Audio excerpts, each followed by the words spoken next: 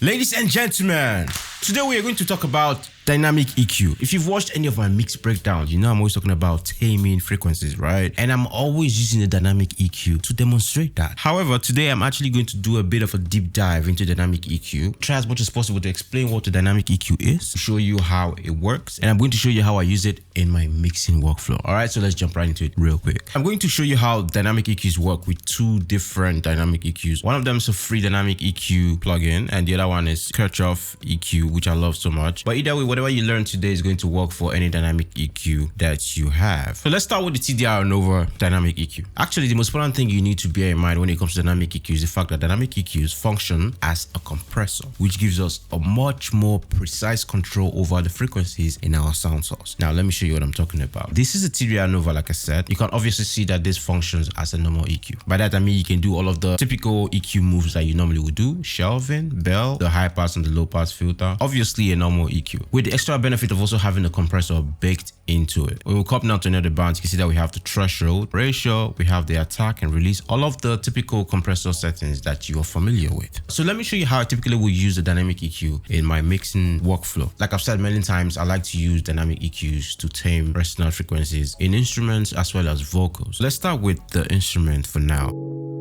Let me turn on the analyzer. Cool. Right. So as you can see, this is obviously, this is obviously an EQ doing its thing like EQs would do. But typically what I like to do is use dynamic EQs to tame resonant frequencies. The way I typically would do that is, first of all, just set my Q to be a very tight Q, because I'm not trying to change the sound. I just want to focus on those resonant frequencies that will affect the quality of the entire mix at the end of the day. Now, sometimes I could actually just hear it when I play the sound. But let's assume I don't know where the resonant frequencies are. What I'm going to do is just boost and sweep. This is a very old EQ technique that everybody has been using for years, and it's still very, very effective. So I'm just going to do that. So I can hear a bit of a ringing around this frequency range here. And you can also solo this band, by the way, with the TDR Nova. A lot of EQs have this feature. So let's just solo that. So obviously we have a bit of a ringing in that frequency range.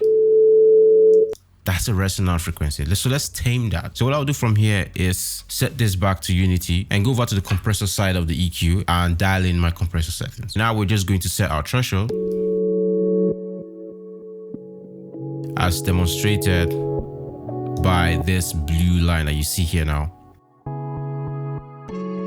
So that's our threshold. If you notice, as soon as the sound exceeds the threshold, we're going to start having gain reduction or attenuation, let's use the EQ terms, around that frequency range, which automatically makes the resonant frequencies in that frequency range sort of disappear. Now the guitar is smoother to me. Do you understand? It sounds a lot cleaner to me. That's how I use dynamic EQs. But that's not all. Obviously, there are other compressor settings that you have to take into consideration. For example, attack. You know how fast you want the compressor to compress. For instruments like this, I typically like to set the attack to be a slow attack so that I can just have a bit of transient cutting through. And then I like to do the release depending on the sound source. For example, this is sort of like a pad because it's a reverse guitar, right? So I will have a bit of slower release, maybe somewhere around like 135 milliseconds or thereabout.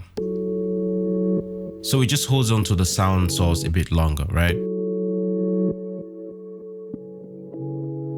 Also something that is very important to bear in mind, and this is why dynamic EQing is very, very important. If I was to do this attenuation with a static EQ move, what will happen is every bit of this performance will be affected by that EQ move. But because it's a dynamic EQ move, remember I said the dynamic EQ will react to your signal. So because of that, we are only going to get attenuation when this sound exceeds this threshold. So if you pay attention to this, you will notice that when we don't exceed the threshold, we're not getting any attenuation.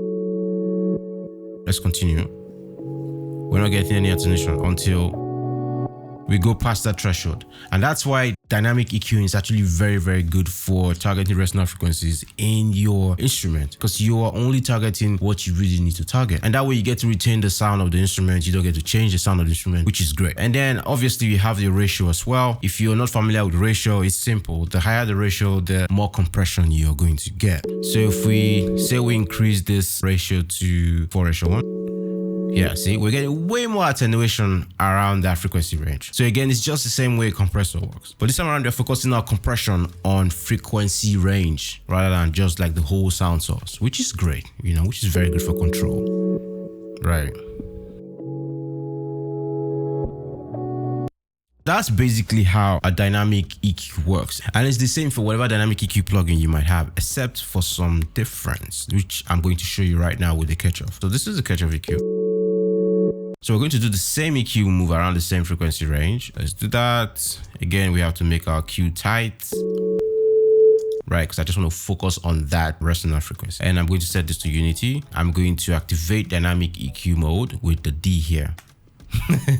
Right, and as usual, I'm going to set my threshold. Okay, and as you can see, we have attack, we have release, but the language is sort of different for the Catchoff EQ. Instead of typical ratio numbers, we have ratio percentage. The higher the ratio, obviously, the higher the amount of compression we're going to get. And then we also have range. There's below, there's above. It can be a bit confusing, but this is how the Catchoff EQ works. After we've set our threshold, we also have to set a range, which is me essentially telling dynamic EQ that, you know what, whenever you attenuate this frequency range, don't go beyond -5 dB. So let's see how this works. If you look here, you can see that the maximum attenuation we're getting is -5 dB, right? So that's the difference between this and the TDR Nova. The TDR Nova don't have range. You're mostly going to control the amount of attenuation with the ratio on the TDR Nova, while here you can set your range, all right? Cool. But apart from compression, you can also use the dynamic EQ to expand. Let's try that out real quick.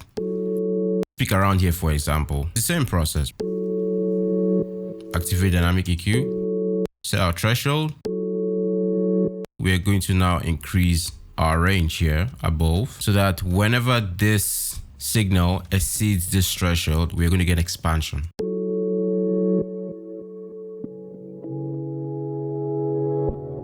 As you can see, we're getting up to 2 dB boost around there with our expansion settings, essentially. But typically, I mainly just use the dynamic EQ for attenuation, essentially taming resonant frequencies. So I hardly do this. But that's also another feature of the dynamic EQ that I think is actually quite cool. This is exactly how I use dynamic EQs to tame resonant frequencies in my mix. When I'm telling you, oh, I'm picking out resonant frequencies from here, from there, this is how I do it. And I think this is a very clean way to do it because you don't change the sound. And you're not also just focusing on the resonant frequencies, you're also focusing on the resonant frequencies that exceed your threshold. So you're not taking too much. You're mainly taming the very, very harsh resonant frequencies, as well as just some of it, because again, you don't want to take everything out so that you don't change the sound. So this is how I use dynamic EQ for instruments. And if you're somebody that works with FL Studio, dynamic EQ is great as a DSR because FL Studio technically don't have a dedicated DSR plugin. So if you only have a dynamic EQ and you don't have a DSR, this is a great DSR. All you have to do is isolate the frequency range where you want to do some de-essing, and you set up your dynamic EQ settings and you are good to go. You have a DSR. The second place where I use the dynamic EQ in my mixing workflow is in the vocals. So let me show you that real quick. No feel pressure, me I no feel pressure, you mind, yeah. I need attention. All I need from you is to be right, yeah. Tell me why you know they pick my call. Again, if you've watched any of my mix breakdown, you know whenever I am doing the walkthrough of my vocal chain, I'm always getting to this point where I'll be like, this is the Catchoff EQ for taming resonant frequencies, and yeah, it's a dynamic EQ. And this is exactly how I use it. The same way I demonstrated on the instrument, that's exactly how I do it here. The only difference is on the vocals, I like to go really, really tight. Just focus on the resonant frequencies themselves. I try as much as possible not to affect the fundamental frequencies of the vocals. If I solo any of these frequency points, you're going to hear that we are only just targeting resonant frequencies. For example, say,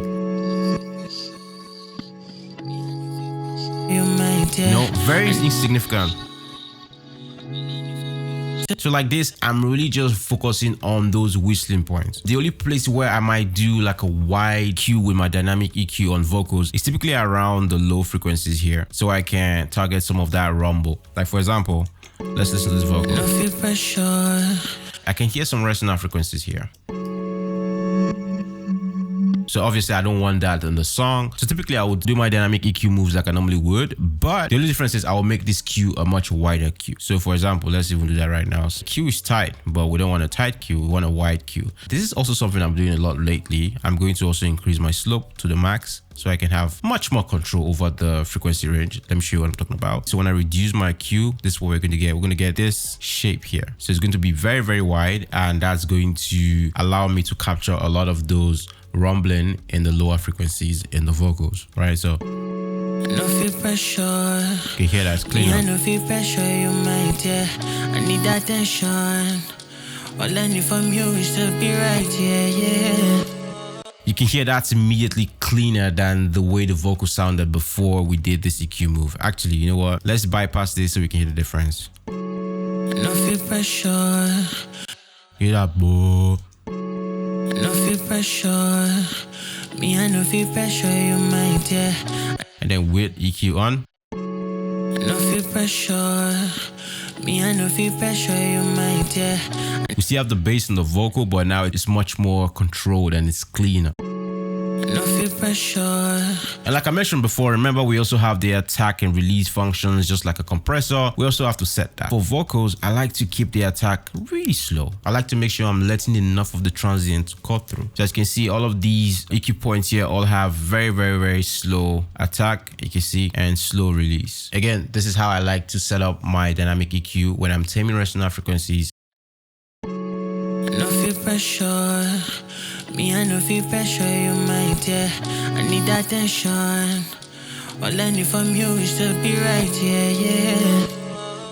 What do you guys think about this song, by the way? This is one of the songs in my EP that's about to drop soon. This guy's amazing. His name is Coolest Kid, man. Dope singer, as you can hear, obviously. No feel pressure.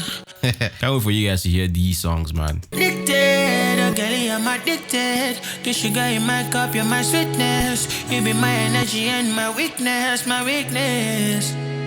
Addicted. And I'm also going to mix these songs live, so make sure you subscribe to the channel so you don't miss that, okay? And I'm going to post it on my Instagram and TikTok so you guys know when I'm going to go live. But yeah, I'm mixing the whole EP live, each and every song. Back to dynamic EQ. So that's it. This is how I use dynamic EQs, and I really, really love dynamic EQs. So recap on everything we've talked about today. Dynamic EQ is an EQ that also has compressor built into it, and it lets you do much more precise control of the frequencies in your sound source. It reacts to your input signal, so that way you have a much more clean sound and control, so that you are not just doing an EQ moves that affects all of the signal, but rather affects only the signal that exceeds your threshold. And lastly, a dynamic EQ obviously also works as a static EQ, which means you can still do static EQ moves. For example, say I wanted to add a bit of air to this loop to make it sound a bit brighter, I could still go right ahead and do a high shelf EQ move to get some air into the loop.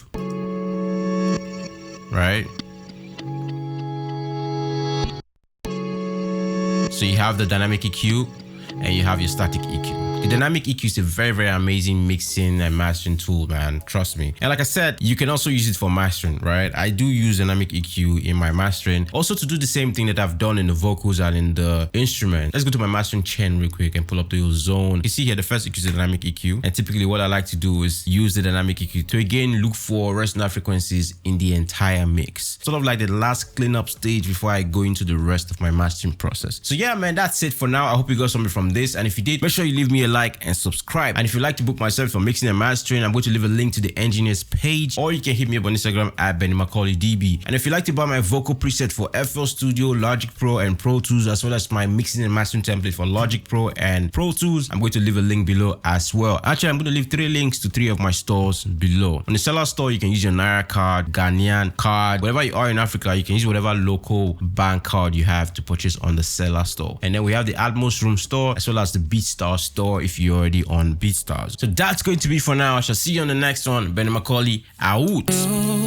Addicted, oh girl, I'm addicted. The sugar in my cup, you're my sweetness. You be my energy and my weakness, Addicted, make them mind their business. I give it you love you when I get pretense. Don't you wait for to stop, I'm your defense, yeah. Addicted, yo.